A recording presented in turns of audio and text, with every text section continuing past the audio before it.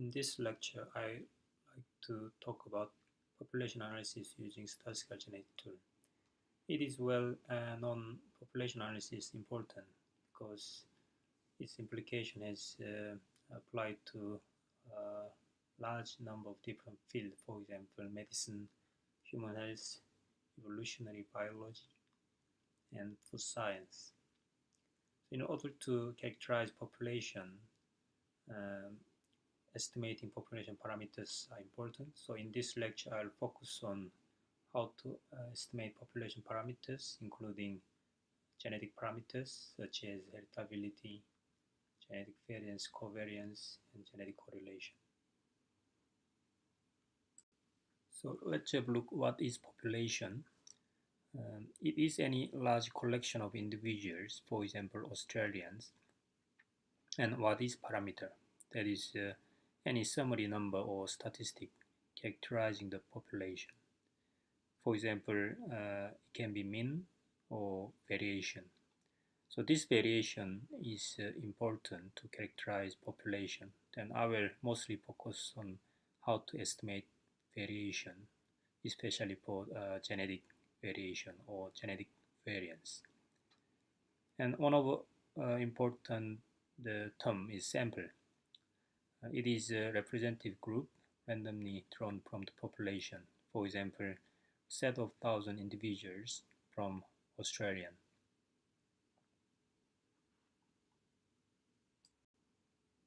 Variation or variance is one of the important parameters to characterize population. It is fundamental in evolutionary biology. It is also important implication in wider range of practical fields like medicine, population health, selection program in livestock and plants, and so on.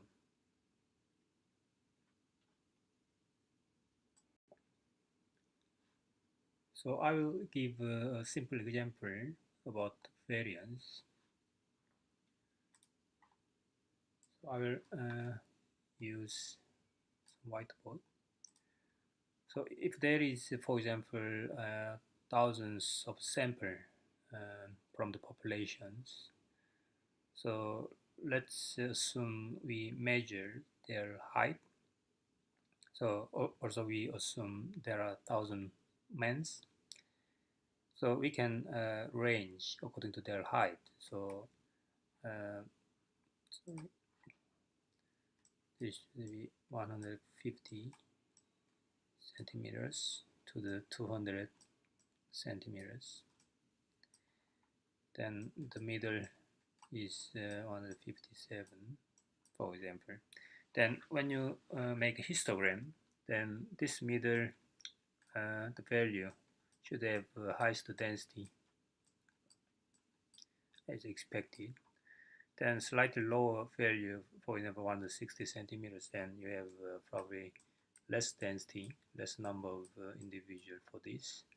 Also a bit higher, 180 or 190, then also you have some numbers, probably smaller than middle, but higher than the extreme two tails. So for the extreme two tails, probably you found a very small number compared to the middle range, right? So when you get the histogram, then you'll get the normal distribution. So this point is mean. This is the mean, often called as mu. Then the range between some point, so let's have a line here. Then this range, that's around 68%. This is according to statistical theory, 68%. Then, sorry. So this is one standard deviation. And standard deviation is the square root of variance. In other words, variance equals standard deviation squared, right? Then two standard deviation, the range of two standard deviation is around 95% of the whole population. And now this is 2 standard deviation. And now 3 standard deviation is almost all population. This is 99% of the population. So it now makes sense what is the variance according to their distribution. So this is a simple example of a human height, but it can be applied to most of complex traits.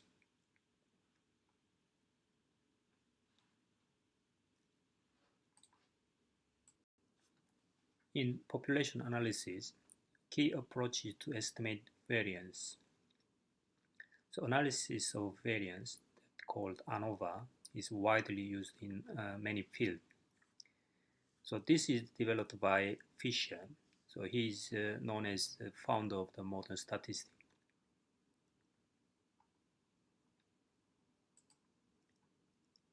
So in order to estimate variance, there are a few terms you may need to know. Phenotypes, noted as P, that's individual observable characteristic or traits, for example, individual height. And genotypes, as G, the genetic makeup of an individual that determines phenotypes. So not only genetic effects, also there is residuals, that is unexplained errors. So phenotypes is consisting of genetic effects and unexplained errors. Also, phenotypic variance is decomposed as genetic variance and residual variance. So heritability, this is one of most important population parameters or genetic parameters, is genetic variance scaled by phenotypic variance, that is the sum of genetic variance and residual variance. So variance is often noted by sigma squared. So this is a genetic variance and this is a phenotypic variance. So in this picture, the individuals are from the same family. But for example, for coat color, like a trait, one is brown, but another is black and also brown. So there is a variations. So it is interesting to find out what it caused this variation, how much proportion is explained by genetics, how much is explained by the residual variance. Therefore, it can determine heritability, or heritability can be estimated from the some statistical tool.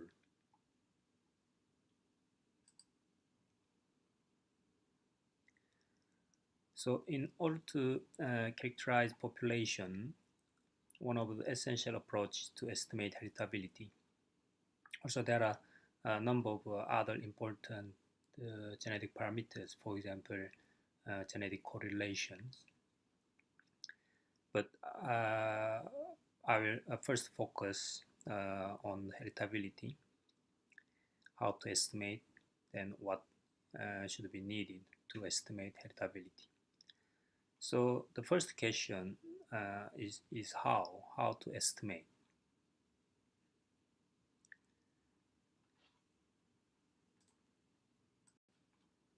So I'll explain briefly with some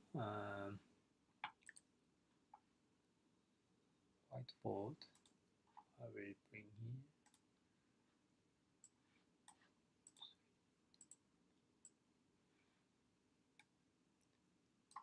First, I delete this one. Yep. So as shown in the previous slide, so phenotypes is function of or decomposed as G with residuals, and we assume there are sample from population that is individual 1 to n. Then each individual has measured phenotypes, right? So we call y1 for the first individuals and y for n for the last individual. Then also genetic effects from first individuals and genetic effects from last individuals. Also there is residual effects last individual. So if we know each value for each sample for uh, phenotypes and genetic effects and residuals, then it's straightforward to get the heritability. That's just a simple function of the variance of this vector of G that we call genetic variance divided by the variance of G plus variance of E according to the equation in the previous slide. That's simple. But in real situation, the problem is you never observe this G through G. Also, you don't know this vector of residual values. What you can observe is only these phenotypes. So, given these phenotypes that are observable, you should disentangle between these genetics and residuals and estimate genetic variance and residual variance. Therefore, you can estimate heritability. So in order to this, given the phenotypes, you need some designs.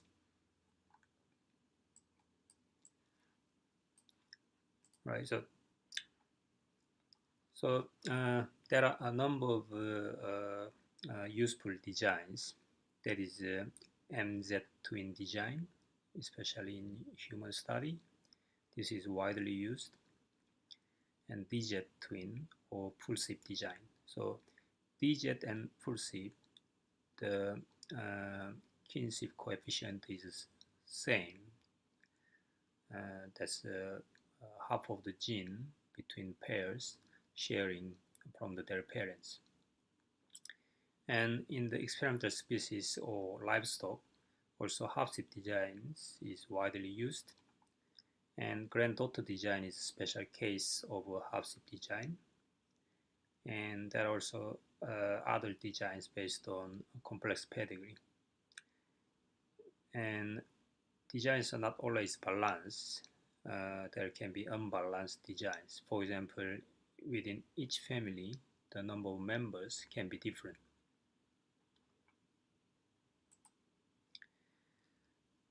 So this is a simple example. So for example, if you have the number of MZ twin pairs, then you have their phenotypes, for example, their height or their BMI or their weight. Then you can observe their phenotypes. Therefore, you can get the phenotypic correlation. That is the correlation between this first MZ twins and this second MZ twins. That's simple, right? Then this phenotypic correlation can be scaled by sample correlation. In this case, sample correlation is 1.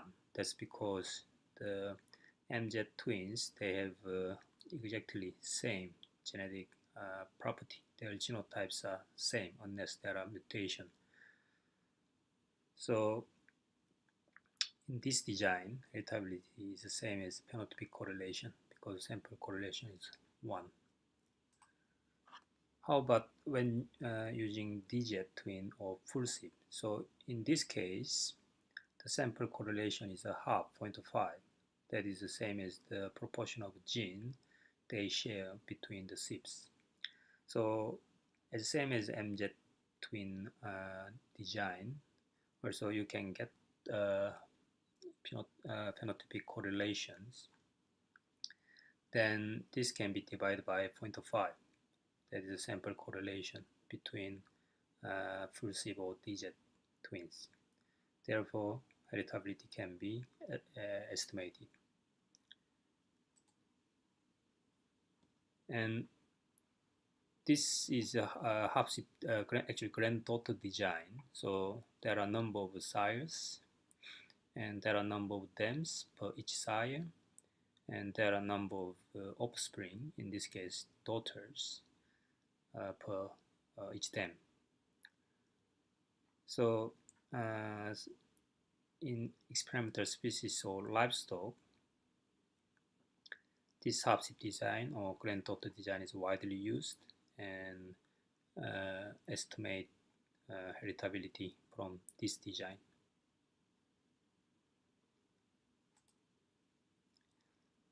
So now I have shown that why estimate heritability is important in terms of characterizing population. Then I briefly show how to estimate heritability using different design. So in practical, hopefully you can use some R code that I can provide, or you can download from the website that I will show in the practical presentation or video. Then you will actually estimate heritability using twin design or full SIB design or half SIB design.